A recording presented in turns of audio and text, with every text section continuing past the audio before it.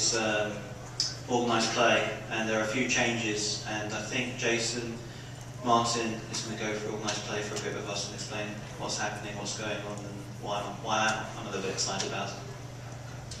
Well, I thought I'd take the opportunity to chat a little bit about the organized play season for 2011.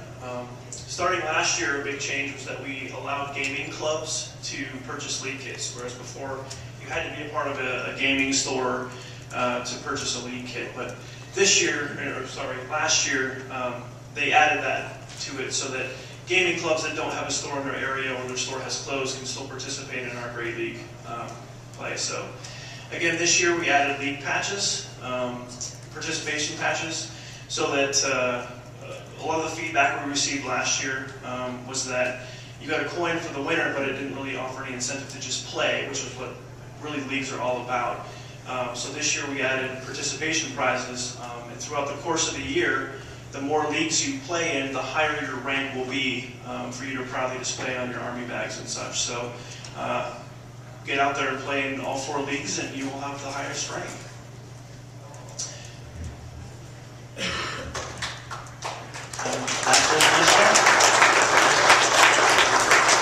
Something I'm particularly interested in, and I think Jen and Simon's going to help all of us, is talk a bit about community and building the community. So if we start with Jen first, and then we go to Simon, and then we'll just learn about what you guys have got in plans, what you guys want to do for 2011 and beyond. Probably our most visible, or some of our most visible community members are wearing press gang shirts today.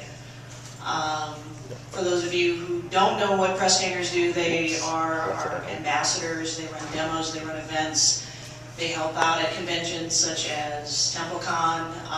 Gen Con would not be possible on the scale that we do it at without press gangers running the booth, demos, helping run organized play, and that sort of thing. Even though there's definitely benefits to being a press ganger, if you don't want to be a press ganger, you can still run events at your store. You can run tournaments, you can organize the leagues as long as your store is able to get in the organized play materials. But for those who are interested in joining the press gang, we do have an application online. Fill out the application, upload the photos, and give me at least a month to process the applications, because Mark II has made the volume of people who are interested in becoming volunteers skyrocket. And it was not a fast process back in the day. I think my application took 6 to 8 months. And I wish I could figure out a way to do it faster, but we do the best that we can. You can follow up with an email after 3 or 4 or 5 weeks. And we've got a lot of great people in the program.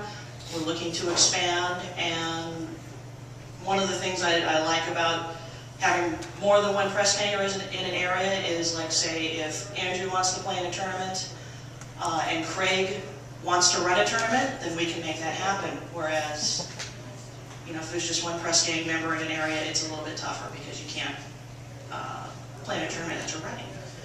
So beyond that, if you have questions about the program, you can try and find me between games over the weekend. But otherwise, you just send me an email at jen@privateerpress.com.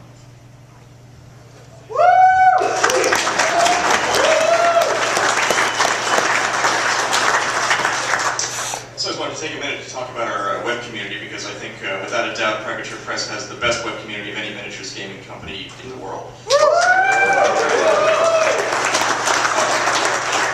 As you guys can see, we have people like Lost Hemisphere in the very sharp-looking uniforms this year.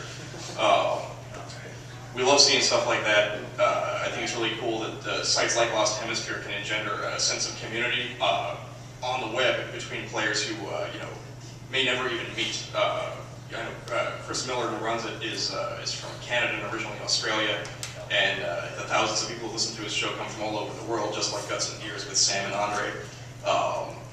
Between Guts and Gears and Lost Hemisphere and our other sites, it's just really exciting to see how into War Machine and Hordes and all of our stuff you guys are all the time. And I think one of the cool things about that is that it lets people actually come together in their communities on a local level. We have a lot of very strong web communities based around local gaming clubs. And later, as the year goes on, I'm hoping to set up more things to encourage people to do that. Right now, you can go on the forums. We have a number of people who set up ongoing threads for their local store or their gaming club. I'm probably going to see about expanding a game club section on the forums for people to specifically do that and not have to use the retail threads. Beyond that, I think stuff like the uniforms that Lost Hemisphere is doing right now is really awesome, and I'm hoping for Gen Con and other events in the year we're going to do some contests and things like that to really get everybody out there and repping their crew and privateer, and however you guys play War Machine wherever you're from. So that's kind of some of the stuff, and I think we'll probably be blogging a little bit about that later in the year, about ways that you can really step up your game.